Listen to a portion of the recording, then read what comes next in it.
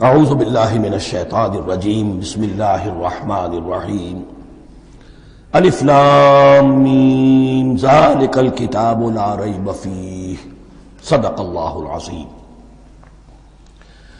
الف لام میم حروف مقطعات ہیں جن کے بارے میں عرض کر چکا ہوں۔ ذالک الکتاب لا ریب فیہ، یہ وہ کتاب ہے اس میں کوئی شک نہیں۔ الکتاب اس لیے کہا گیا ہے کہ قرآن مجید کی پیشین گوئیاں اور خوشخبریاں سابقہ کتابوں میں موجود تھیں، اور چونکہ اس سورہ مبارکہ میں اصل خطاب کا رخ جو ہے وہ ہے سابقہ امت مسلمہ کی طرف، تو ذالک کتاب نہیں کہا گیا، ذالک کتاب لا ریب فیہ نہیں، ذالک الکتاب یہ وہ کتاب ہے، کتاب موعود ہے جس کی پیشین گوئیاں تورات اور انجیل میں موجود تھیں۔ لا ریب فیہ، اس میں کوئی شک نہیں۔ حرف اورا ریب نئے، تبدیل نئے، یہی الفاظ آئے ہیں سورہ سجدہ کے شروع میں بھی، الف لام میم تنزیل الکتاب لا ریب فیہ رب العالمین، لا ریب فیہ من رب العالمین، فیہ ھدی للمتقین۔ فیہ دونوں طرف مل سکتا ہے، لا ریب فیہ اسے معانقہ کہتے ہیں، لا ریب فیہ پڑھیں گے تو ہدن سے شروع کر دیں گے، لا ریب پر ختم کر دیں گے تو فیہ ہدن للمتقین، یہ دونوں معنی درست ہوں گے۔ آپ کو مل جائے گا جو قرآن شریف لے کر بیٹھے ہوئے ہیں کہ حاشیے میں معانقہ نمبر 1 لکھا ہوا ہے، معانقہ عند المتاخرین۔ ہدن للمتقین یہ ہدایت ہے، رہنمائی ہے اہل تقویٰ میں جو بچنا چاہیں۔ تقویٰ کا اصل مفہوم سمجھ، بقا یقین، کسی کو بچانا، تقویٰ خود بچنا۔ جن لوگوں کے اندر فطرت سلیمہ ہوتی ہے ان میں اخلاقی حس موجود ہوتی ہے، وہ بری چیز سے بچنا چاہتے ہیں، بھلی کو حاصل کرنا چاہتے ہیں۔ وہ لوگ ہیں کہ جو گویا کہ اس قرآن کا اصل مخاطب ہے، وہی اس سے استفادہ کر سکیں گے۔ الذین یؤمنون بالغیب، اب ان کے کچھ اوصاف، یہ اصل میں بہت زیادہ واضح ہوتا ہے تعویل خاص کے اعتبار سے کہ دیکھ لو درخت کو اپنے پھل سے پہچانتے ہیں، اس قرآن کے پھل موجود ہیں نا، یہ ابو بکر اور عمر اور عثمان اور علی کون ہیں؟ یہ جو مہاجرین آئے ہیں چل کر، مدینے والوں دیکھو یہ کون ہیں، ان کی شخصیتیں کیا ہیں، ان کا کردار کیا ہے، ان کے اوصاف کیا ہے، یہ کس درخت کے پھل ہیں، یہ اس بینہ کے پھل ہیں، یہ اس ذکرہ کے پھل ہیں۔ بینہ رسول من اللہ یتلو صحفا مطہرۃ فیہا کتب قیمہ، یہ اس شجرہ مبارکہ کے پھل ہیں، دیکھ لو ان کے کیا شب و روز ہیں۔ الذین یؤمنون بالغیب، جو غیب پر ایمان رکھتے ہیں۔ تعویل عام کے اعتبار سے اس کا بہت اہم مفہوم ہوگا، جو یہ طے کر لے کہ سوائے مادے کی دنیا کے مجھے اس سے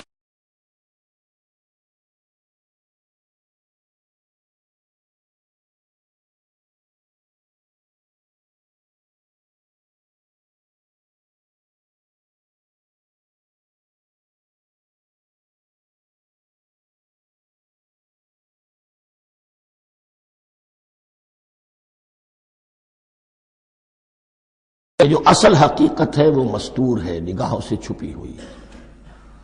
سامنے جو کچھ نظر آ رہا ہے، ایک انگلستان کے بہت بڑے فلسفی کی کتاب کا عنوان ہے appearance and reality, reality and appearance, Bradley کی کتاب۔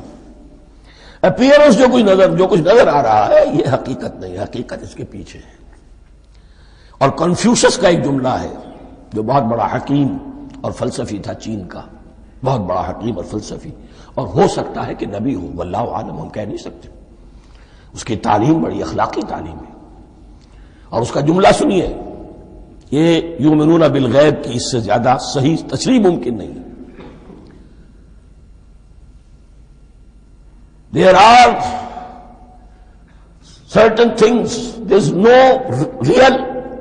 nothing more real than what cannot be seen. And there's nothing more certain than what cannot be heard. وہ حقائق جو آنکھوں سے نہیں دیکھے جا سکتے اور کانوں سے نہیں سنے جا سکتے، ان سے زیادہ یقینی اور واقعی حقائق اور کوئی نہیں۔ There's nothing more real than what cannot be seen, and there is nothing more certain than what cannot be heard.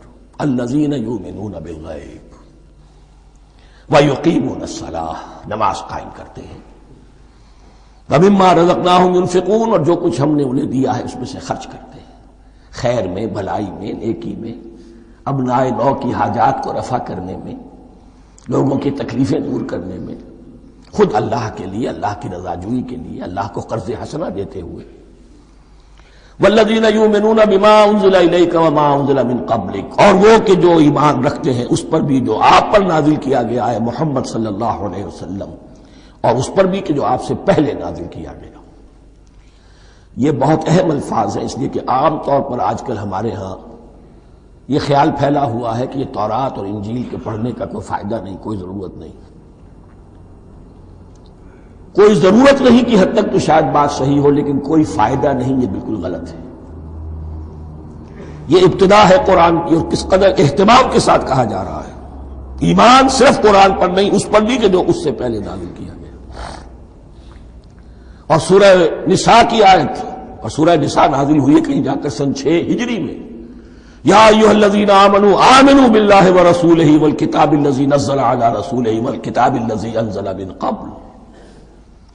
تو اس سے ایمان جو ہے تورات پر اور انجیل پر اور زبور پر اور صحف ابراہیم پر، اجمالی ایمان کی جو اہمیت ہے اس کو اچھی طرح سمجھ لیجیے۔ البتہ یہ ہے کہ چونکہ ہم سمجھتے ہیں اور جانتے ہیں کہ ان کتابوں میں تحریف ہو گئی ہے، لہذا ان کتابوں کی کوئی شے قرآن پر حجت نہیں ہوگی۔ جو چیز قرآن سے ٹکرائے گی ہم اس کو رد کر دیں گے، ان کتابوں کی کسی شے کو دلیل کے طور پر نہیں لائیں گے۔ لیکن جہاں قرآن مجید کی کسی بات کی نفی نہ ہو رہی ہو تو بہت سے حقائق ہمیں ان کتابوں ہی سے ملتے ہیں۔ انبیاء کے مابین جو زمانی ترتیب ہے، کرونالوجیکل آرڈر جو ہے، وہ تو ہمیں تورات سے ملتا ہے، قرآن میں تو نہیں۔ قرآن میں کبھی حضرت نوح کا ذکر بعد میں ہے، حضرت موسیٰ کا پہلے، وہاں تو کسی اور پہلو سے ترتیب آتی ہے، لیکن وہاں ہمیں تاریخ ملتی ہے ابراہیم کی، اسحاق کی، یعقوب کی، انبیاء بنی اسرائیل کی، موسیٰ کی، عیسیٰ کی، یہ ساری چیزیں۔ تو اس کی اہمیت جو ہے اس کو سمجھ لیجئے۔ والذین یؤمنون بما انزل الیک وما انزل من قبلک وبالآخرۃ ھم یوقنون، آخرت پر وہ یقین رکھتے ہیں۔ نوٹ کرنے والی بات کیا ہے کہ باقی سب چیزوں کے لیے لفظ ایمان آیا، آخرت کے لیے ایقان کیوں؟ واقعہ یہ ہے کہ انسان کے عمل کے اعتبار سے سب سے زیادہ مؤثر شے ایمان بالآخرہ ہے۔ ایمان بالآخرہ ہے تو عمل سیدھا رہے گا کہ ہاں مجھے جواب دہی کرنی ہے، جانا ہے، اٹھنا ہے، اللہ کے حضور حاضری ہے۔ اگر یہ یقین ہے تو عمل صحیح ہوگا۔ اس میں کمی ہو گئی تو توحید جو ہے وہ بھی بس ایک عقیدہ، ایک ڈوگما بن کے رہ جائے گی۔ ایمان بالرسالت بھی بدعات کو جنم دے گا۔ عید میلاد نبی منا لیجئے، اور کچھ عشقیہ اشعار کہہ دیجئے، نعتیہ اشعار کہہ دیجئے، اللہ اللہ خیر صلی اللہ، یہ ایمان بالرسالت کے مظہر ہوں گے۔ عمل انسان کا درست ہوتا ہے آخرت کے یقین کے ساتھ۔ وبالآخرۃ ھم یوقنون، آخرت پر انہی کا یقین ہے، انہی کا یقین ہے۔ یہ حصر بھی ہے اس اعتبار سے کہ یہودی میں مدعی تھے کہ ہم آخرت پر یقین رکھتے ہیں، یہاں کنٹراسٹ دکھایا جا رہا ہے، آخرت پر یقین رکھنے والے یہ لوگ ہیں۔ اور تعویل خاص کے اعتبار سے وہ لوگ موجود ہیں تمہاری نگاہوں کے سامنے۔ 13 برس کی محنت کی کمائی محمد الرسول اللہ صلی اللہ علیہ وسلم کی، اس کتاب کی، یتلو علیہم آیاتہ ویزکیہم ویعلمہم الکتاب والحکمہ، اس کا جو نتیجہ ہے وہ تمہارے سامنے ہے۔ اولئک علی ھدی من ربہم، یہ وہ لوگ ہیں جو اپنے رب کی طرف سے ہدایت پر ہیں۔ وہ ابتدائی ہدایت بھی ان کے پاس تھی، اور یہ تکمیلی ہدایت بھی، قرآن پر بھی ان کا یقین پورا ہے، اور محمد کا اتباع بھی وہ کر رہے ہیں۔ وَأُولَٰئِكَ هُمُ الْمُفْلِحُونَ، اور یہی وہ لوگ ہیں جو فلاح پانے والے ہیں۔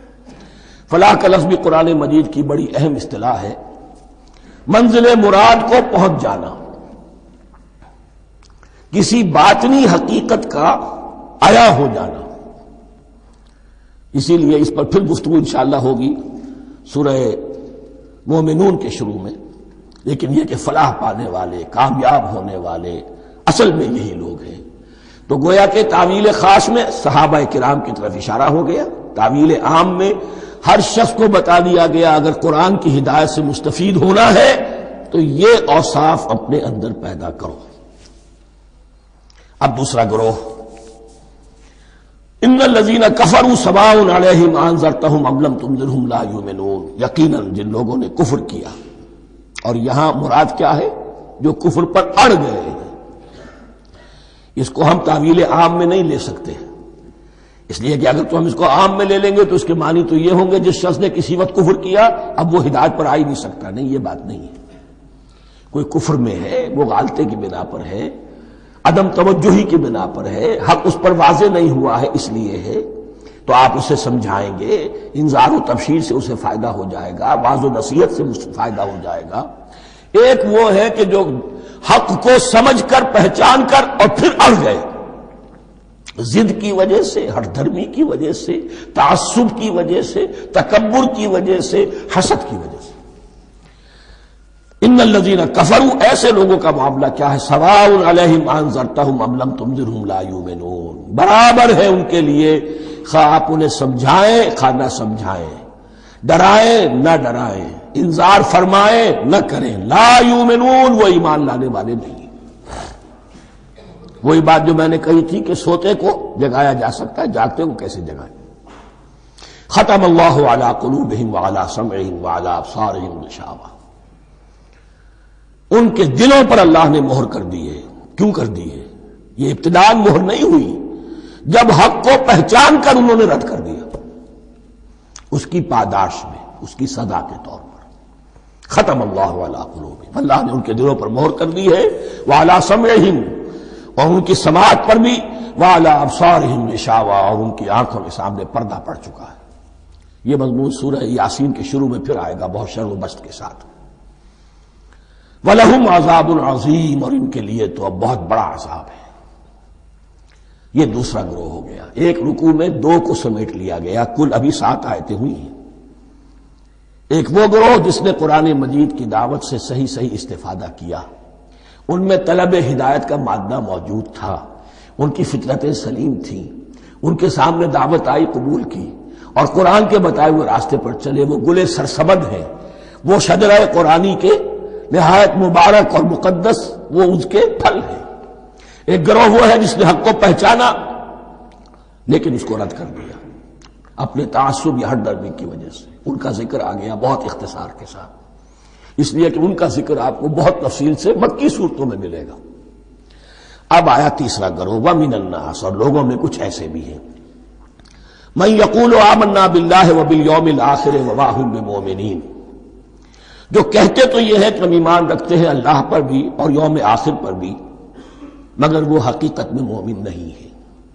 یہاں ایک بات سمجھ لیجئے، اکثر و بیشتر مفسرین نے اس تیسری کیٹیگری کے بارے میں یہی رائے قائم کی ہے کہ یہ منافقین مذکور ہیں یہاں، اگرچہ لفظ منافق یا لفظ نفاق نہیں آیا یہاں، لیکن مولانا امیر احسن اصلاحی صاحب نے ایک رائے ظاہر کی ہے جو بڑی قیمتی ہے، وہ یہ کہ یہاں ایک کردار کا نقشہ کھینچ دیا گیا ہے۔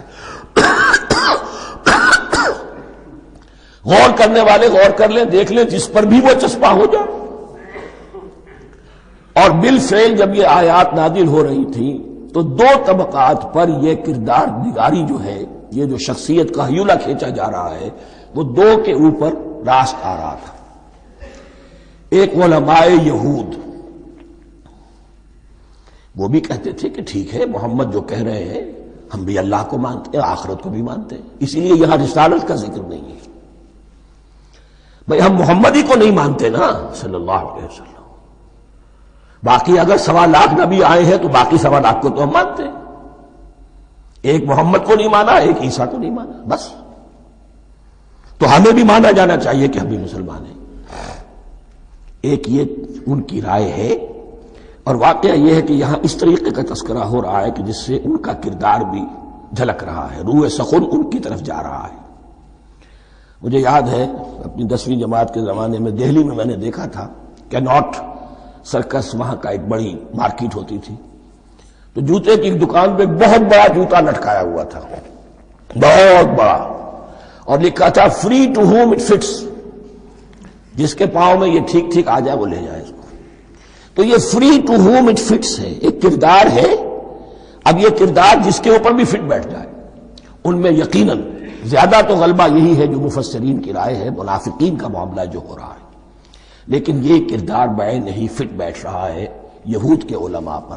اور یہ بھی نوٹ کر لیجئے کہ جو مدینہ منورہ میں نفاق کا جو پودا پروان چڑھا ہے، بلکہ پودا نہیں کہنا چاہیے، جھاڑ جھکاڑ جو پروان چڑھا ہے، وہ یہودیوں کے زیر اثر، جیسے جنگل کے اندر بڑے بڑے درخت بھی ہوتے ہیں اور اندر جو ہے نیچے جھاڑیاں بھی ہوتی ہیں، تو یہ نفاق کا جھاڑ جھکاڑ جو ہے وہ یہودی علماء کا جو پودا تھا اور بہت بڑا تھا، اس میں کوئی شک نہیں، اس کے سائے میں پروان چڑھا ہے۔ ان دونوں میں معنوی ربط بھی ہے۔ وَمِنَ النَّاسِ مَن يَقُولُ آمَنَّا بِاللَّهِ وَبِالْيَوْمِ الْآخِرِ وَمَا هُم بِمُؤْمِنِينَ، اور لوگوں میں سے کچھ ایسے بھی ہیں جو کہتے تو یہ ہے کہ ہم ایمان رکھتے ہیں اللہ پر اور یوم آخر پر، لیکن وہ مومن نہیں ہیں۔ يُخَادِعُونَ اللَّهَ وَالَّذِينَ آمَنُوا وَمَا يَخْدَعُونَ إِلَّا أَنفُسَهُمْ، وہ دھوکہ دینے کی کوشش کر رہے ہیں اللہ کو اور اہل ایمان کو۔ دیکھیں یخادعون جو ہے یہ باب مفعلہ ہے، باب مفعلہ میں کشمکش ہوتی ہے، کشاکش ہوتی ہے، لہذا ترجمہ میں نے کیا کوشش کر رہے ہیں۔ وما یخدعون الا انفسهم، یہ ثلاثی مجرد میں آ گیا، اور نہیں دھوکہ دے رہے مگر صرف اپنے آپ کو۔ یہ یقینی ہے اپنے آپ کو تو دھوکہ دے رہے ہو، لیکن یہ کہ اللہ اس کے رسول کو، اللہ اور اہل ایمان کو دھوکہ نہیں دے سکتے۔ سورہ نساء کی آیت نمبر 142 میں یہ کھل کر منافقین کے بارے میں یہی الفاظ آئے ہیں، ان المنافقین یخادعون اللہ وہو خادعہم، یقیناً منافقین جو ہے وہ اللہ کو دھوکہ دینے کی کوشش کر رہے ہیں اور اللہ انہیں دھوکہ دے رہا ہے۔ فی قلوبہم مرض، ایک لفظ اور رہ گیا، وما یشعرون، انہیں اس کا شعور نہیں ہے۔ یہ بہت اچھی طرح نوٹ کر لیجئے، منافقین کی بھی اکثریت وہ تھی جنہیں اپنے نفاق کا شعور نہیں تھا، وہ اپنے تئیں سمجھتے تھے اپنے آپ کو مسلمان، وہ کہتے تھے یہ بے وقوف لوگ ہیں، محمد رسول اللہ کے بارے میں کہتے تھے یہ خام خواہ جو ہے انہوں نے لڑائی بھڑائی مول لے لی ہے اہل مکہ کے ساتھ، کیا ضرورت ہے، امن کے ساتھ جو ہے بات کرنی چاہیے۔ وہ سمجھتے تھے کہ ہم خیر خواہ ہیں، ہم بھلی بات کہہ رہے ہیں، یہ بیوقوف لوگ ہیں، دیکھتے نہیں کہ کس سے ٹکرا رہے ہیں، ہاتھ میں اسلحہ نہیں ہے اور لڑائی کے لیے جا رہے ہیں، تو بے وقوف تو یہ ہے۔ لیکن وہ سمجھتے تھے کہ ہم تو بڑے مخلص ہیں، ہم مصلح ہیں، تو ما یشعرون بہت ضروری ہے۔ بعض لوگ منافق ایسے بھی تھے کہ جو اسلام میں داخل ہی ہوتے تھے دھوکہ دینے کی خاطر، اور ان پہ پہلے دن سے واضح ہوتا تھا کہ ہم مسلمان نہیں ہیں، ہم نے اسلام کا لبادہ اوڑھا ہے صرف دھوکے کے لیے۔ اس کا ایک ذکر سورہ آل عمران میں آئے گا، لیکن اکثر و بیشتر منافقین دوسری طرح کے تھے جنہیں اپنے نفاق کا شعور حاصل نہیں تھا۔ فی قلوبہم مرض، ان کے دلوں میں ایک روگ ہے، بیماری ہے۔ یہ روگ اور بیماری کیا ہے؟ ایک لفظ میں اس کو تعبیر کیا جائے، کردار کی کمزوری، ویکنس آف کیریکٹر۔ ایک شخص وہ ہوتا ہے کہ جو سمجھتا ہے یہ حق ہے، ہر سے بعد آباد، اب جو ہو سو ہو۔ ایک حق کو حق پہچان کر رد کر دیتا ہے، وہ کافر ہو گیا۔ ایک حق کو حق پہچان کر آیا تو صحیح، لیکن ویکنس آف کیریکٹر کی وجہ سے قوت ارادی کمزور ہے، آخرت بھی چاہتے ہیں، دنیا کو بھی ہاتھ سے دینے کو تیار نہیں، یہاں کا بھی کوئی نقصان نہ ہو اور آخرت کا بھی سارا بھلا ہمیں مل جائے۔ یہ وہ لوگ ہیں در حقیقت کہ اس کو کہا روگ۔ فی قلوبہم مرض فزادہم اللہ مرضا، تو اللہ نے ان کے مرض میں اضافہ کر دیا۔ یہ اللہ کی سنت ہے، آپ حق پر چلنا چاہیں حق کا راستہ آپ کے لیے آسان کر دے گا، آپ برائی کی طرف جانا چاہیں بڑی سے بڑی برائی آپ کے لیے ہلکی ہوتی چلی جائے گی، کوئی خاص بات ہی نہیں، چلو یہ بھی کر گزرو، جب یہ کر لیا تو یہ بھی کر گزرو۔ اور اگر آپ بین بین لٹکنا چاہیں تو اللہ اسی پہ چھوڑ دیتا ہے، ٹھیک ہے آپ سمجھتے ہیں ہم کامیاب ہو رہے ہیں، ہم نے مسلمانوں کو بھی دھوکہ دے لیا، وہ ہمیں مسلمان سمجھتے ہیں، اور یہودیوں کو بھی دھوکہ دے لیا، وہ سمجھتے ہیں کہ ہم ان کے ساتھی ہیں، تو سمجھا کامیاب ہو رہے ہیں، حقیقت میں کامیابی نہیں۔ فی قلوبہم مرض فزادہم اللہ مرضا ولہم عذاب علیم بما کانوا یکذبون، اور ان کے لیے تو دردناک عذاب ہے۔ عذاب عظیم کا لفظ آیا تھا اوپر کفار کے لیے، وَلَهُمْ عَذَابٌ عَظِيمٌ، 7ویں آیت ختم ہوئی، اور عذاب علیم کا لفظ آیا یہاں، ان کے لیے دردناک المناک عذاب ہے، بما کانوا یکذبون، بسبب اس جھوٹ کے جو وہ بول رہے تھے۔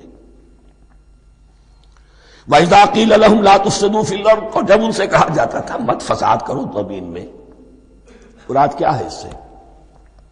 کہ جب محمد کو مان لیا کہ اللہ کے رسول ہیں، اب ٹھیک ٹھیک پیروی کرو، ان کے پیچھے چلو، ان کا حکم ہے تو جنگ کے لیے نکلو، ان کی طرف سے تقاضا آتا ہے مال پیش کرو، اور اگر تم اس سے کتراتے ہو تو فساد مچا رہے ہیں، جماعتی زندگی کے اندر فتنہ و فساد پیدا کر رہے ہیں۔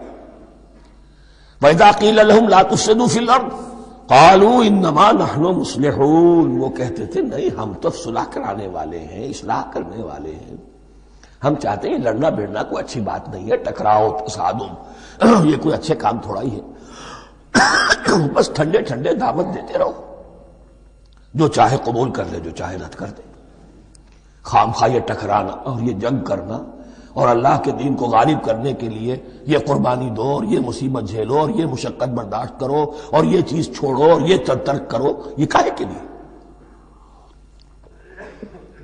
وَإِذَا قِيلَ لَهُمْ لَا تُفْسِدُوا فِي الْأَرْضِ قَالُوا إِنَّمَا نَحْنُ مُصْلِحُونَ أَلَا إِنَّهُمْ هُمُ الْمُفْسِدُونَ وَلَٰكِن لَّا يَشْعُرُونَ، آگاہ ہو جاؤ کہ وہی ہے مفسد، فساد پھیلانے والے، اس لیے کہ محمد رسول اللہ کی دعوت ہے زمین میں اصلاح کے لیے، اس اصلاح کے لیے کچھ آپریشن کرنا پڑے گا، مریض اس درجے کو پہنچ چکا ہے کہ آپریشن کے بغیر اس کی شفا نہیں ہوگی، اب اگر تم اس کے راستے میں رکاوٹ بنتے ہو تو در حقیقت تم فساد مچا رہے ہو، لیکن تمہیں اس کا شعور نہیں۔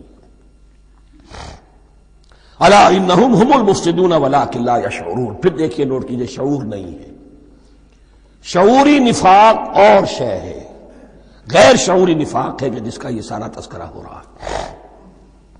وَإِذَا قِيلَ لَهُمْ آمِنُوا كَمَا آمَنَ النَّاسُ، اور جب ان سے کہا جاتا ہے ایمان لاؤ جیسے دوسرے لوگ ایمان لائے ہیں، آخر دیکھو دوسرے یہ اہل ایمان ہیں، جب بلاوا آتا ہے فوراً لبیک حاضر ہوتے، جو بھی ہو، یہ تم جو ہے آخر تم نے اور روش اختیار کی۔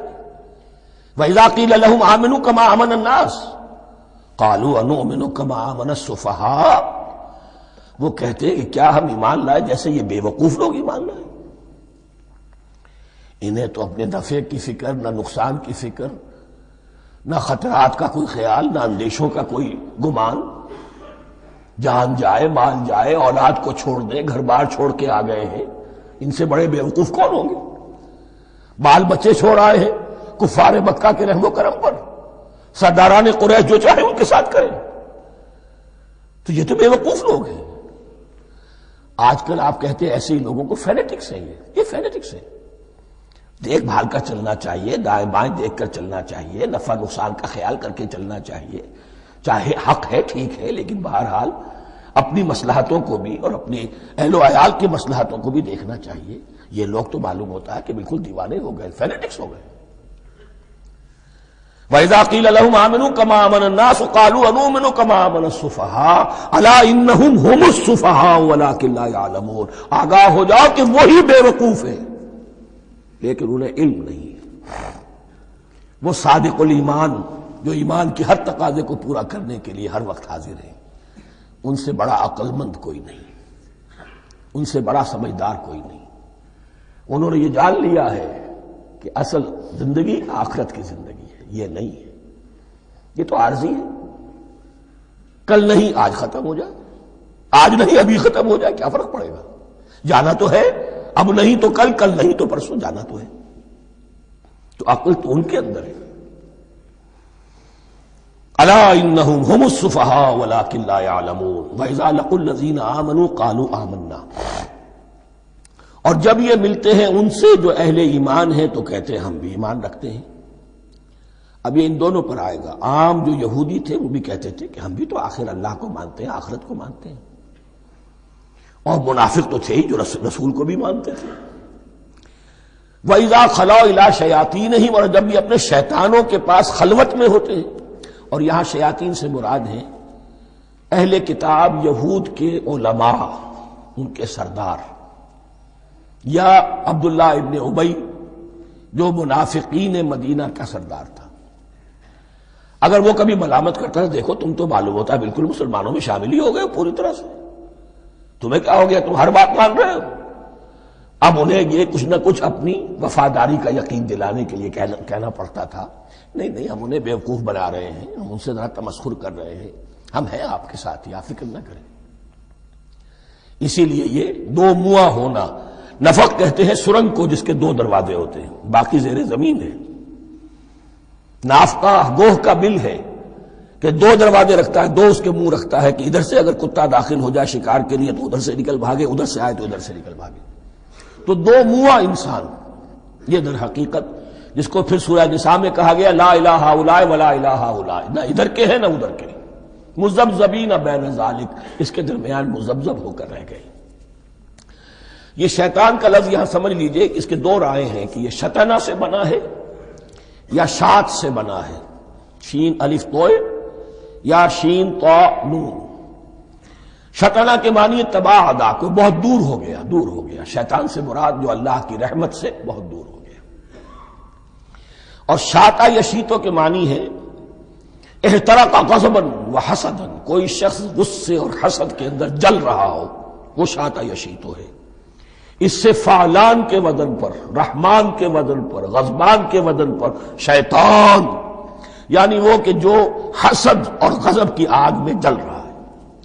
تو یہ ایک تو شیطان وہ ہے کہ جو جنات میں سے ہے، جس کا نام عزازیل تھا پہلے، اب ہم اسے ابلیس کے نام سے جانتے ہیں. وہ ایک شیطان ہے، جنی ہے. پھر یہ کہ جو بھی اس کے پیروکار ہیں دنیا میں انسانوں میں سے ہوں یا جنات میں سے ہوں، وہ بھی شیاطین ہیں. اسی طرح اہل کفر، اہل زیغ کے جو بڑے بڑے سردار ہوتے ہیں ان کو بھی شیطان سے تعبیر کیا گیا. وَإِذَا خَلَوْا إِلَىٰ شَيَاطِينِهِمْ قَالُوا إِنَّا مَعَكُمْ، اور جب وہ خلوت میں ہوتے ہیں، علیحدگی میں ہوتے ہیں اپنے شیاطین کے پاس، سرداروں کے پاس، کہتے ہیں ہم تو آپ کے ساتھ ہیں. انما نحن مستہزئون، یہ تو ہم ان مسلمانوں کو بیوقوف بنا رہے ہیں، ان سے استہزاء کر رہے ہیں، تمسخر کر رہے ہیں. ہم تمسخر میں کہہ دیتے ہیں کہ ہم بھی آپ کے ساتھ ہیں، آمنا. اللہ یستہزئ بہم ویمدہم فی طغیانہم یعمہون. حقیقت کیا ہے کہ اللہ ان کا مذاق اڑا رہا ہے اور ان کو ڈھیل دے رہا ہے کہ وہ اپنے عقل کے اندھے پن میں بڑھتے چلے جائیں. اللہ تعالیٰ جیسا میں نے عرض کیا رسی دراز کرتا ہے. کچھ تو غلط راستے پر جانا ہے تو جاؤ بھائی، فوراً تو نہیں پکڑتا، اگر فوراً پکڑ لے تو سیدھا ہو جائے گا، چلتے جائے، جہاں جانا چاہتے ہو جاؤ. تو ان کو بھی رسی دراز کر رہا ہے اللہ. لیکن یہ کہ اللہ یستہزئ بہم، یہ سمجھتے ہیں کہ مسلمانوں کا مذاق اڑا رہے ہیں، اصل میں مذاق ان کا اڑ رہا ہے اللہ کے نزدیک. وَيَمُدُّهُمْ فِي طُغْيَانِهِمْ يَعْمَهُونَ. اب یہاں ذرا نوٹ کر لیجئے، یہ دو لفظ آئیں گے، عین میم اور ہا، امہ ہے کے ساتھ. ایک ہے عین میم اور یا، امج. تو عین اور میم تو مشترک ہے یا آخر میں فرق ہوگا. عین میم اور ہا ہوگا، اس کے معنی عقل کا اندھا، دل کا اندھا. آنکھیں تو ہے لیکن دل کا اندھا ہے، عقل کا اندھا ہے. اور عین میم یا جو آنکھوں کا اندھا ہو، عمیون اندھے، اعمیٰ اندھا. تو یہاں فرمایا انا معکم انما نحن مستہزئون، اللہ یستہزئ بہم ویمدہم فی طغیانہم یعمہون. اللہ ان کو اس جو ان کی عقل کے اندھے پن میں جو یہ بڑھتے چلے جا رہے ہیں، اللہ بھی ان کی رسی دراز کر رہا ہے تاکہ یہ جہاں تک جانا چاہتے چلے جائیں. اولئک الذین اشتروا الضلالۃ بالہدی، یہ وہ لوگ ہیں کہ جنہوں نے ہدایت کے عوض گمراہی خرید لی ہے.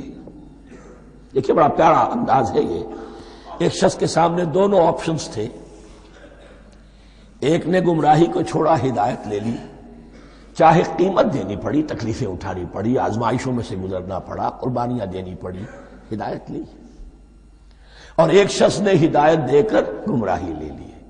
آسانی تو ہو گئی، فوری تکلیف سے تو بچ گئے، لا الہ الا ولا الہ الا، دونوں طرف سے اپنے آپ کو بچا لیا.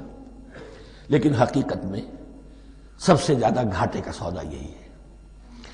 اولئک الذین اشتروا الضلالۃ بالہدی، ہدایت دے کر اور ضلالت خرید لی ہے. فما ربحت تجارتہم، تو ان کی تجارت ان کے حق میں ہرگز مفید نہیں ہوئی.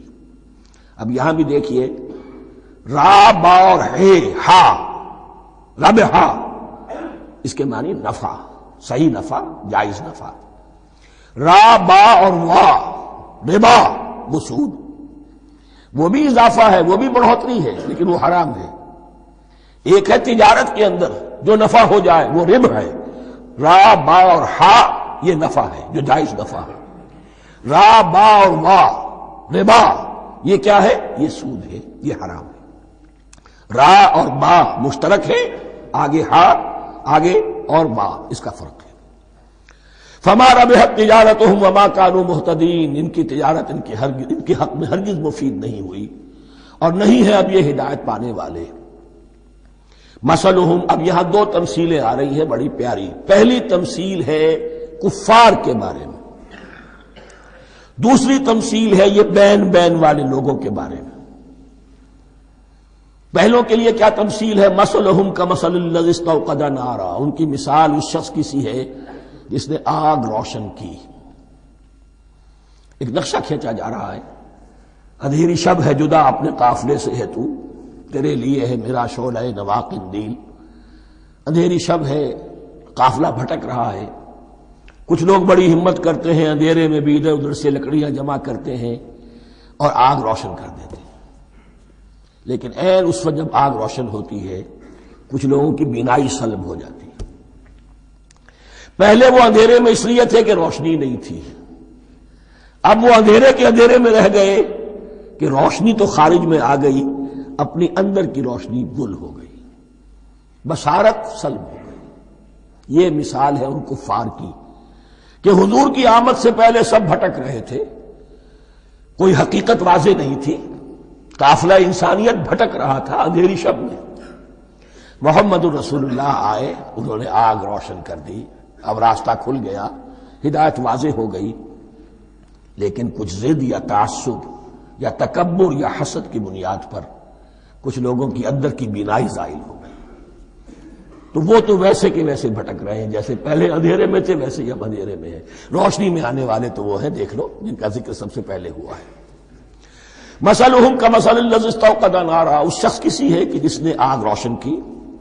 فلما اضاءت ما حولہ، جب اس آگ نے اپنے ماحول کو گردا گرد کو روشن کر دیا، ذهب اللہ بنورہم، اللہ ان کی نور بصارت کو لے گیا، سلب کر لیا اللہ نے.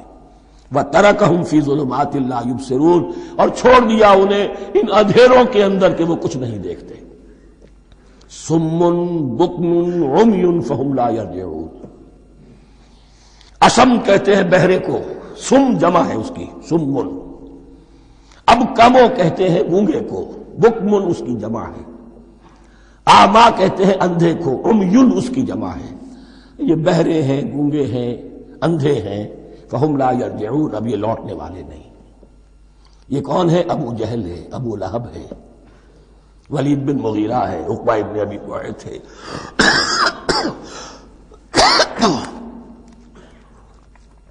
یہ سب کے سب ابھی زندہ ہے جب یہ آیات نازل ہو رہی ہیں.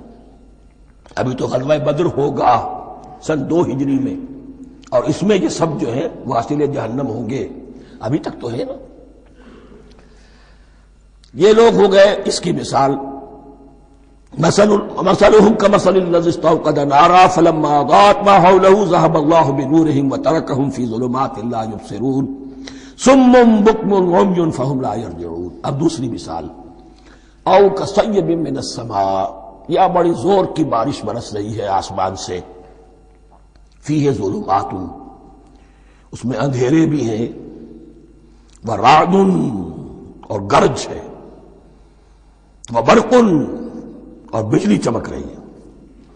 یجعلون اصابعہم فی اذانہم من الصواعق حذر الموت، کچھ لوگ ہیں کہ جو اپنی انگلیاں اپنے کانوں کے اندر ٹھوسے ہوئے ہیں کہ وہ جو کڑک ہے اس سے ان کی جانیں نہ نکل جائیں، موت نہ آ جائے۔ کڑکا ایسا ہے کہ اس کڑکے سے بچنے کے لیے اپنی انگلیاں اپنی کانوں میں ٹھوس رکھی ہیں، حذر الموت، موت کے خوف سے۔ واللہ محیط بالکافرین، اللہ ایسے کافروں کا احاطہ کیے ہوئے ہے، بچ کر کہاں جائیں گے۔ یکاد البرق یخطف ابصارہم، قریب ہے کہ بجلی ان کی نگاہوں کو لے جائے، ان کی بینائی کو سلب کر لے۔ کلما اضاء لہم، لیکن ہوتا کیا ہے، جب ذرا روشنی ہوئی تو چل لیے۔ مشوا فیہ، بجلی چمکی، کچھ نظر آ گیا دائیں بائیں تو کچھ تھوڑا سا چل لیے۔ وَإِذَا أَظْلَمَ عَلَيْهِمْ، اور جب تاریکی ان پر طاری ہو گئی، قاموا، کھڑے کے کھڑے رہ گئے۔ یہ نقشہ ہے ان کا کہ ایک طرف بارش ہو رہی ہے، قرآن مجید ہے، آسمان سے نازل ہو رہا ہے، یہ ماہ مبارکہ ہے، یہ کتاب مبارکن ہے، لیکن یہ کہ اس کے ساتھ کڑکے ہیں، گرج ہے، کفر سے مقابلہ ہے، کفر کی طرف سے دھمکیاں ہیں، اندیشے ہیں، خطرات ہیں، امتحانات ہیں، آزمائشیں ہیں۔ ذرا کہیں حالات کچھ بہتر ہوئے، کچھ جسے بریدنگ سپیس کہتے ہیں ملی، تو تھوڑا سا چل لیے، ہم بھی مسلمان ہیں، کوئی خاص موقع نہیں ہے، کسی جنگ کے لیے بلایا نہیں جا رہا ہے، تو بڑھ چڑھ کے باتیں کر رہے ہیں، اپنے ایمان کا اظہار بھی کر رہے ہیں۔ جیسے ہی کوئی آزمائش آئی، قاموا، چھٹک کر کھڑے کے کھڑے رہ گئے۔ وَلَوْ شَاءَ اللَّهُ لَذَهَبَ بِسَمْعِهِمْ وَأَبْصَارِهِمْ، اللہ چاہتا تو ان کی سماعت اور بصارت کو بھی سلب کر لیتا، لیکن اللہ کا قانون یہی ہے، جو جہاں رہنا چاہے اس نے آزادی ارادہ دی ہے انسان کو۔ تم اگر مومن صادق بن کر رہنا چاہتے ہو، اس کو آسان کر دے گا تمہارے لیے۔ تم نے اپنے تعصب کی وجہ سے، اپنے تکبر کی وجہ سے کفر کا راستہ اختیار کیا، اللہ اسی کو کھول دے گا۔ تم بیچ میں لٹکنا چاہتے ہو، لٹکتے رہو، اللہ تعالیٰ جو ہے جبرن کسی کو نہ حق پہ لائے گا، نہ جبرن کسی کو باطل پر لے کر جائے گا، اس لیے کہ جبر اگر ہو تو پھر امتحان کا معاملہ ختم، پھر جزا و سزا بیکار ہے، غیر منطقی ہے، غیر معقول ہے۔ ان اللہ علی کل شیء قدیر، یقیناً اللہ تعالیٰ ہر چیز پر قادر ہے۔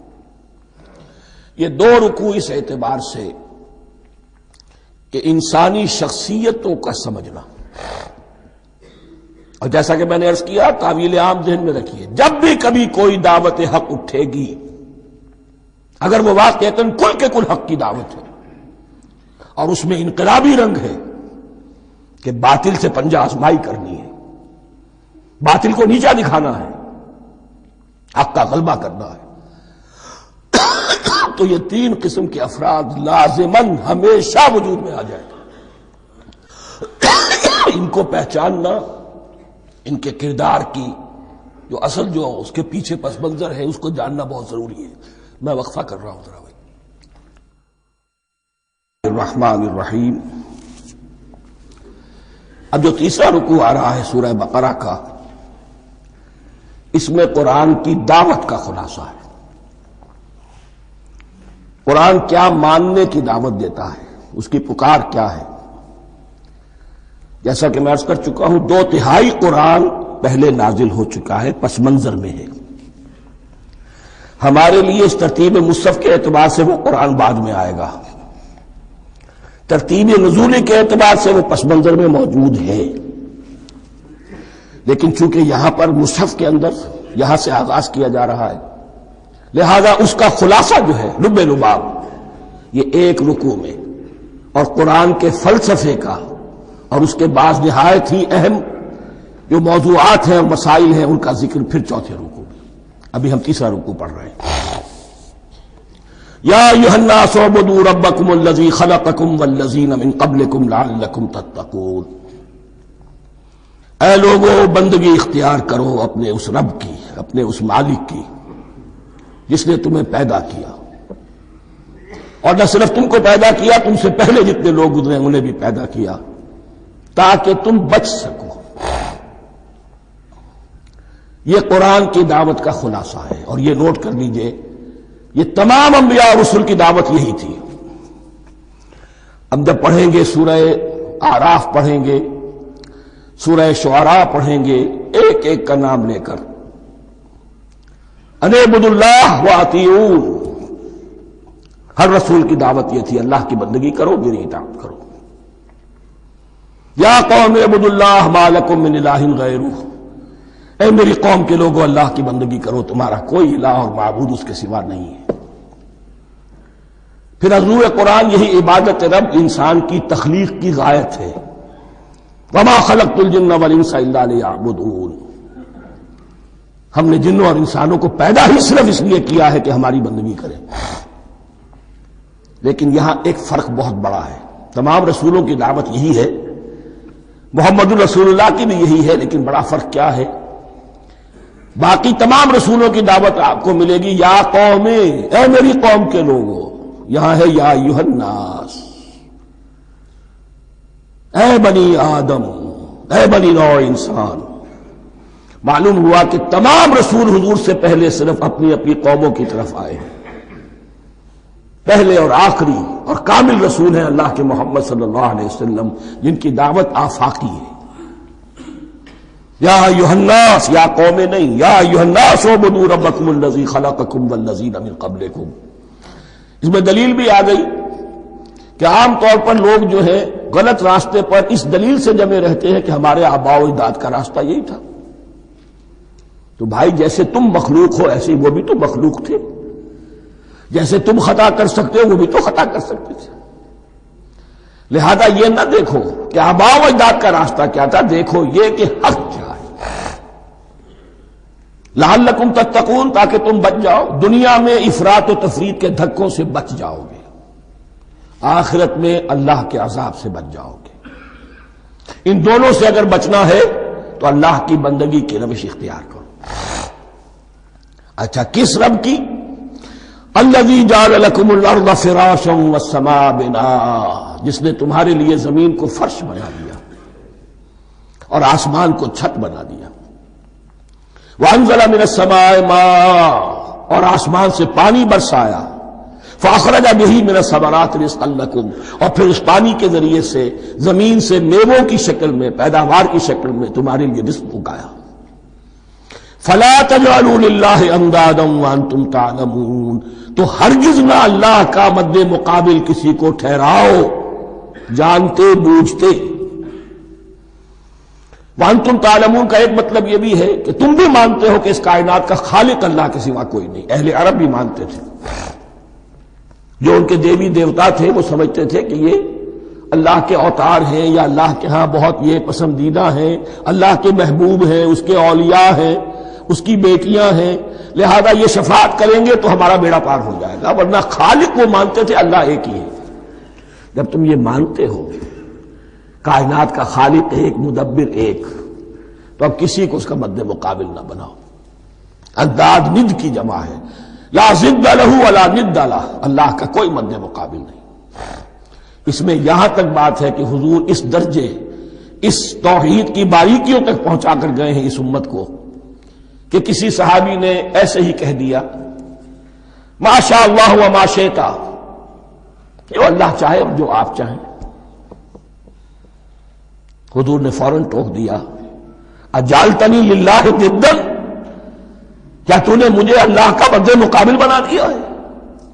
اس کائنات میں مشیت صرف ایک کی چلتی ہے، کسی اور کی مشیت اس کی مشیت کے تابع پوری ہو جائے ہو جائے، لیکن مشیت مطلقہ صرف اس کی ہے۔ یہاں تک کہ حضور سے فرمایا گیا کہ اے نبی آپ کے لیے یہ ممکن نہیں ہے جسے چاہے ہدایت دے دیں، انک لا تہدی من احببت ولکن اللہ یہدی من یشاء۔ اگر یہ اختیار میں ہوتا تو ابو طالب دنیا سے بغیر ایمان لائے نہ جاتے۔ فلا تجعلوا للہ اندادا وانتم تعلمون۔ اب ان دو آیتوں میں تو یوں سمجھیے توحید نظری بھی اور توحید عملی بھی۔ توحید عملی کیا ہے؟ بندگی صرف اسی کی ہو۔ اب آیا ہے رسالت کا معاملہ، وَإِن كُنتُمْ فِي رَيْبٍ مِّمَّا نَزَّلْنَا عَلَىٰ عَبْدِنَا، اگر تمہیں رسالت محمدی پر شک ہے صلی اللہ علیہ وسلم، اس کے کیا معنی ہے؟ کہ تمہیں اس قرآن کے بارے میں شک ہے جو ہم نے اپنے بندے پر نازل کیا ہے۔ اگر ہے شک فی الواقع، وَإِن كُنتُمْ فِي رَيْبٍ، اگر تمہیں واقعتاً شک ہے مما نزلنا علی عبدنا، اس پر جو ہم نے اپنے بندے پر نازل فرمایا ہے، فاتوا بسورۃ من مثلہ، تو لے آؤ اس جیسی ایک ہی صورت۔ یہ ہم کل پوری تفصیل سے دیکھ چکے ہیں کہ برسبیل تنزل یہاں پہنچے ہیں. پہلے 2 آیتیں میں نے آپ کو سنائی تھی جس میں پورے قرآن کی مثال لانے کا چیلنج کیا گیا. پھر ایک آیت سنائی جس میں 10 صورتیں ہی لے آؤ. اب آخری درجے میں ایک صورت ہی بنا لا, اور ایک صورت تو سورۃ العصر کے مساوی بھی ہو سکتی تھی, سورۃ الکوثر کے مساوی بھی ہو سکتی تھی. وَادْعُوا شُهَدَاءَكُم مِّن دُونِ اللَّهِ إِن كُنتُمْ صَادِقِينَ, اور بلا لو اپنے سارے مددگاروں کو اللہ کے سوا, جن ہوں انس ہوں. اس لیے کہ قریش کا خیال یہ تھا کہ جو شعراء ہوتے ہیں ان کے پاس جن ہوتے ہیں, وہ جن انہیں سکھاتے ہیں, ورنہ عام آدمی تو یہ شعر نہیں کہہ سکتا. تو تمہارا اگر کوئی گمان ہے کوئی جنات سکھانے والے ہیں, کوئی انسان ہے, خطیب ہے, شعراء ہے, ادیب, سب کو جمع کر. ان کنتم صادقین. اب یہ ہے بہت ہی, جس کو میں نے کل کہا تھا آپ کو یاد ہوگا, قرآن کا انداز کیا ہوتا ہے کہ وہ اپنے اندر جھانکنے کی دعوت دیتا ہے. یہ گویا کہ آنکھوں میں آنکھیں ڈال کر یہ کہا جا رہا ہے کہ حقیقت میں تمہیں کوئی شک نہیں ہے, یہ تم بات بنا رہے ہو صرف. اگر واقعتاً شک ہے تو آؤ میدان. حقیقت یہ ہے کہ تمہیں شک نہیں ہے. اگر تم سچے ہو فاتوا بسورۃ من مثلہ, تو اس جیسی ایک ہی صورت بنا لاؤ. فإن لم تفعلوا, اب ذرا انداز دیکھیے تحدی کا, چیلنج کا. پھر اگر تم یہ نہ کر پاؤ, وَلَن تَفْعَلُوا, اور ہرگز نہیں کر سکو گے. یہ چیلنج کون دے سکتا ہے؟ اللہ کے سوا کوئی نہیں دے سکتا. یہ انداز کسی کتاب کا نہیں ہے. ذَلِكَ الْكِتَابُ لَا رَيْبَ فِيهِ, یہ کسی کا نہیں ہے. فَإِن لَمْ تَفْعَلُوا وَلَن تَفْعَلُوا, پھر اگر تم نہ کر پاؤ اور تم ہرگز نہیں کر پاؤ گے, فَاتَّقُوا النَّارَ الَّتِي وَقُودُهَا النَّاسُ وَالْحِجَارَةُ, تو ڈرو اس آگ سے جس کا ایندھن بنیں گے انسان اور پتھر. اعدت للکافرین, کافروں کے لیے تیار کر لی گئی ہے, بھڑکا دی گئی ہے. پتھروں کا ذکر خاص طور پر کیوں ہے؟ 2 اس کے امکانات ہیں. آپ کو معلوم ہے کہ وہ جو پتھر کا کوئلہ ہوتا ہے اس کی آگ بڑی سخت ہوتی تھی, عام جو ہمارا یہ لکڑی کا کوئلہ ہوتا ہے اس کے مقابلے میں. اور دوسرے یہ بھی کہ چونکہ انہوں نے جو معبود تراش رکھے تھے وہ پتھر کے ہوتے تھے, تمہارے ساتھ ہی تمہارے ان معبودوں کو بھی جھونکا جائے گا, وہ بھی جلیں گے, تاکہ تمہاری حسرت کے اندر اضافہ ہو. ان سے ہم دعائیں مانگا کرتے تھے, ان کے سامنے ماتھے ٹیکتے تھے, ان کے سامنے ڈنڈوت کرتے تھے, ان کو چڑھاوے چڑھاتے تھے. اب یہاں گویا کہ ایمان باللہ, توحید, ایمان بالرسالت اور ایمان بالآخرت. فاتقوا النار التي وقودها الناس والحجارة اعدت للكافرين وبشر الذين آمنوا وعملوا الصالحات, اور بشارت دے دیجئے اے نبی ان لوگوں کو کہ جو ایمان لائے اور جنہوں نے نیک عمل کیے. ان لهم جنات تجری من تحتها الانہار, کہ ان کے لیے وہ باغات ہیں کہ جن کے دامن میں ندیاں بہتی ہوں گی. لفظی ترجمہ ہوگا جن کے نیچے ندیاں بہتی ہوں گی. مراد اس سے کیا ہے؟ عام فطری باغ وہ ہوتے تھے کہ جس میں ذرا اونچائی پر جو ہے درخت لگے ہوئے ہیں اور دامن میں ندی بہ رہی ہے, تو اس سے خود بخود جو ہے وہ اریگیشن, نیچرل اریگیشن ہو رہی ہے, درختوں کے جڑوں تک پانی پہنچ رہا ہے. 12 ترجمہ آپ لفظی کریں, ان کے نیچے ندیاں بہتی ہوں گی, یا یہ کہ جن کے دامن میں ندیاں بہتی ہوں گی. کلما رزقوا منها من ثمرۃ رزقا, جب بھی کبھی انہیں دیا جائے گا کوئی پھل رزق کے طور پر کھانے کے لیے جنت میں, قالوا هذا الذي رزقنا من قبل, وہ کہیں گے یہ تو وہی شے ہے جو ہمیں پہلے بھی ملتی تھی. اس کا ایک مفہوم یہ ہے, یہ جو نزل ہے, ابتدائی جو ہے دعوت ہے, ابتدائی ضیافت جو ہوگی اس میں وہی چیزیں کہ جو معروف ہے, جانی پہچانی ہے. یہ رمان, یہ دیکھیے یہ انار آ رہا ہے خوبصورت, یہ انگور ہے خوبصورت, یہ نخیل ہے, یہ نخل ہے, یہ رطب ہے, لیکن ذائقے کے کوئی نسبت و تناسب بھی نہیں ہوگا. وہ کہیں گے یہ وہی شے ہے جو ہمیں پہلے ملتی تھی.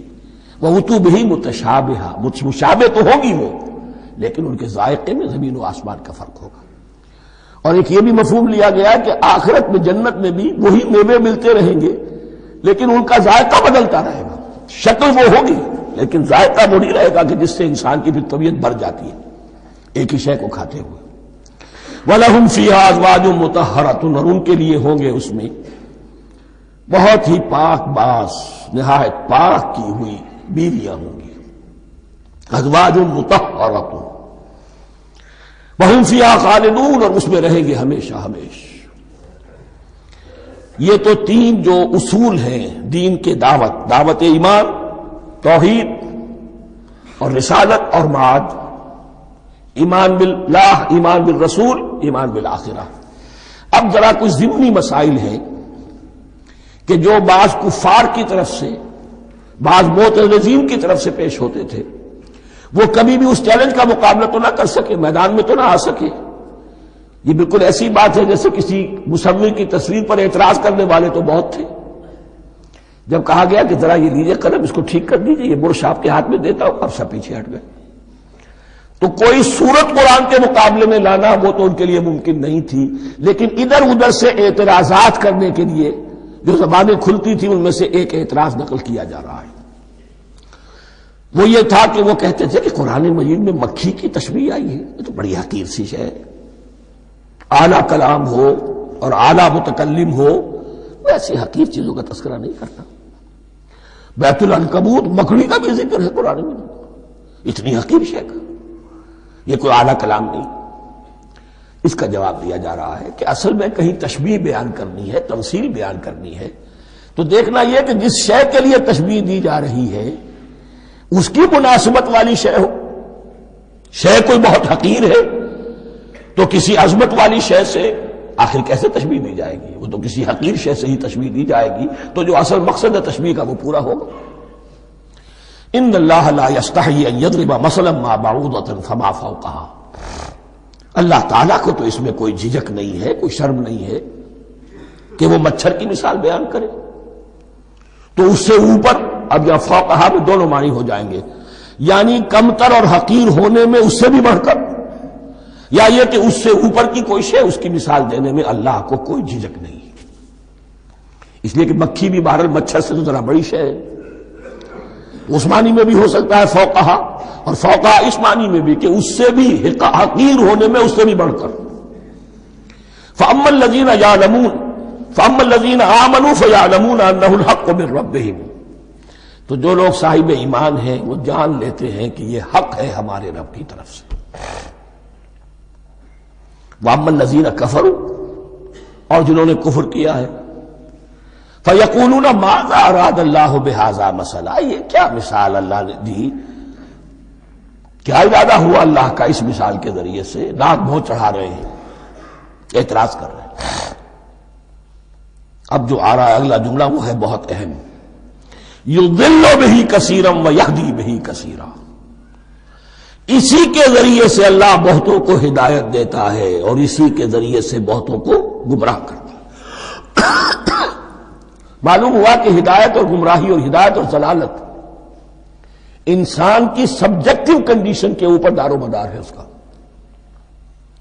آپ کے دل میں خیر ہے، بھلائی ہے، نیت صحیح ہے، طلب ہدایت، طلب علم، اس میں آپ سچے ہیں، آپ کو ہدایت مل جائے گی. دل میں زیغ ہے، کجی ہے، نیت میں ٹیڑھ ہے، فساد ہے، تو اسی کے ذریعے سے اللہ آپ کی گمراہی میں اضافہ کر دے گا. یضل بہ کثیرا ویہدی بہ کثیرا، لیکن اللہ کا یہ کسی کو ہدایت دینا اور کسی کو ضلالت دینا علل ٹپ نہیں ہے، کسی قاعدے اور قانون کے بغیر نہیں ہے. وما یضل بہ الا الفاسقین، نہیں گمراہ کرتا وہ اس کے ذریعے سے مگر صرف سرکش لوگوں کو، جن میں سرکشی ہے، تعلی ہے، تکبر ہے. اور ان کے اوصاف کیا ہے؟ الذین ینقضون عہد اللہ من بعد میثاقہ، جو توڑ دیتے ہیں اللہ کے ساتھ کیے ہوئے عہد کو. اور سب سے بڑا عہد یہ سورہ اعراف میں چل کر آئے گا، عہد الست. عالم ارواح میں ہم عہد الست کر کے آئے. الست بربکم قالوا بلی، کیا میں ہی نہیں ہوں تمہارا رب؟ تمام ارواح نے، میں بھی تھا، آپ بھی تھے، سب تھے، کل انسان، جتنے انسان دنیا میں آج تک آ چکے ہیں وہ بھی تھے، اور جو آنے ہیں ابھی قیامت تک وہ بھی تھے، لیکن تھے صرف ارواح کی شکل میں، جسم نہیں تھے. اور یہ میں آپ کو بتا چکا ہوں، مکمل وجود ہے انسان کا روحانی وجود. اولاً تخلیق اس کی ہوئی تھی، اسی سے آگے چل کر ایک بہت فلسفے کا بہت گہرا مضمون آ رہا ہے آگے چل کر. وہ جو عہد الست الست بربکم قالوا بلا، انہوں نے اس عہد کو توڑا، اللہ کو اپنا مالک اور خالق اور اپنا حاکم جاننے کی بجائے خود حاکم بن کر بیٹھ گئے. الیس لی ملک مصر، کیا مصر کی بادشاہی میری نہیں ہے؟ I am the sovereign, we are sovereign, popular sovereignty. بغاوت، سرکشی، فاسق. وما يضل به الا الفاسقين الذين ينقضون الميثاق ويقطعون ما امر الله به ان يوصل، اور کاٹتے ہیں وہ چیز جسے اللہ نے جوڑنے کا حکم دیا ہے. اللہ نے صلہ رحمی کا حکم دیا ہے، یہ قطع رحمی کرتے ہیں. مال کی طلب میں بھائی بھائی کو ختم کرتا ہے اس کے مال کو ہتھیانے کے لیے، اپنی ذاتی اغراض کے لیے تمام اخلاقی حدود جو ہے انسان پس و پیش ڈال دیتا ہے. اپنا تکبر، اپنے لیے تعلی. الذین، آپ دیکھیے نوٹ کیجئے، اس میں ہماری شریعت کا فلسفہ یہ ہے، ایک تعلق ہے اللہ کا بندے کے ساتھ، حقوق اللہ، ایک ہے بندوں کا بندوں کے ساتھ، حقوق العباد. اللہ کا حق کیا ہے؟ اسے حاکم اور مالک اور حاکم سمجھو، الملک سمجھو، خود اس کے بندے بنو. انسانوں کا حق کیا ہے؟ کونوا عباد اللہ اخوانا، سب آپس میں بھائی بھائی اللہ کے بندے بن جاؤ. اور اس میں سب سے اہم ترین رحمی رشتہ ہے، سگے بھائی بہنیں، پھر دادی کے اوپر جا کر وہ کزنز آ جائیں گے، پر دادی پر جا کر اور جمع ہو جائیں گے، یہاں تک کہ آدم و حوا پر تمام انسان جمع ہو جائیں گے. تو رحمی رشتے کی بڑی اہمیت ہے. تو وہ فاسقین کے جو توڑتے ہیں اللہ کے عہد کو، اس کو مضبوطی سے باندھنے کے بعد، وَيَقْطَعُونَ مَا أَمَرَ اللَّهُ بِهِ أَن يُوصَلَ وَيُفْسِدُونَ فِي الْأَرْضِ، انہی دونوں چیزوں کے نتیجے میں زمین میں فساد پیدا ہوتا ہے. یا اللہ کی اطاعت سے باغی ہو گئے اور یا آپس میں ایک دوسرے کی گردنیں کاٹنے لگے. اولئک ھم الخاسرون، یہی لوگ ہیں جو بالآخر خسارے میں، آخری اور دائمی خسارے میں رہنے والے ہیں. کیف تکفرون باللہ وکنتم امواتا، تم کیسے کفر کرتے ہو اللہ کا. بڑا پیارا انداز ہے. وکنتم امواتا، تم مردہ تھے، فاحیاکم، تمہیں زندہ کیا، ثم یمیتکم، پھر تمہیں مارے گا، ثم یحییکم، پھر جلائے گا، ثم الیہ ترجعون، پھر تم اس کی طرف لوٹ جاؤ گے، لوٹا دیے جاؤ گے.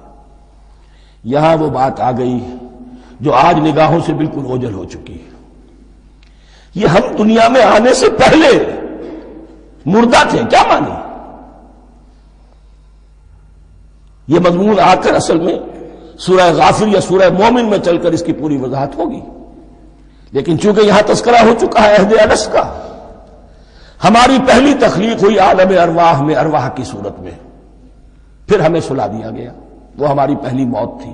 مردہ جو ہے معدوم نہیں ہوتا، مردہ ہوتا ہے، بے جان ہوتا ہے، سویا ہوا ہوتا ہے. اور موت کو اور نیند کو تشبیہ دی گئی ہے. پھر ہمیں اس جسد کے ساتھ یہاں زندہ کیا گیا، پھر موت طاری ہوگی، پھر ہمیں زندہ کیا جائے گا. یہ آیت جیسا کہ میں نے عرض کیا بہت بڑی اور بڑی گہری حکمت اور فلسفہ قرآن کی آیت ہے.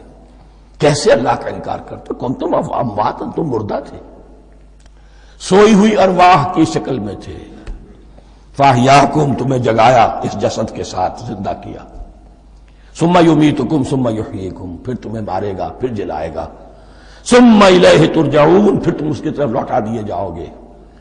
اور اب اس کے بعد جو آخری آیت ہے، هو الذی خلق لکم ما فی الارض جميعا، اس نے تمہارے لیے بنایا ہے جو کچھ بھی زمین میں ہے. اس میں خلافت کا مضمون آ گیا. حدیث میں آتا ہے انما الدنیا خلقت لکم وانتم خلقتم للآخرہ، یہ دنیا تمہارے لیے بنائی گئی ہے، تم آخرت کے لیے بنائے گئے ہو. هو الذی خلق لکم ما فی الارض جميعا، اس لیے کہ اگلی آیت پھر آ رہی ہے خلافت کی آیت. سارا کچھ زمین میں یہ بستر جو بچھایا اور یہ کائنات کو زمین کو سجایا تمہاری خلافت کے لیے. ثم استوى الى السماء فسواهن سبع سماوات، پھر وہ متوجہ ہوا آسمانوں کی طرف اور انہیں 7 آسمانوں کی شکل میں بنا دیا.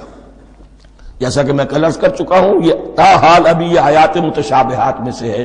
7 آسمانوں کی کیا حقیقت ہے ہم اس سے ابھی پورے طور سے واقف نہیں. وَهُوَ بِكُلِّ شَيْءٍ عَلِيمٌ، اور اسے ہر شے کا علم حقیقی حاصل ہے. بارک اللہ لی ولکم فی القرآن العظیم ونفعنی وإیاکم بالآیات والذکر الحکیم.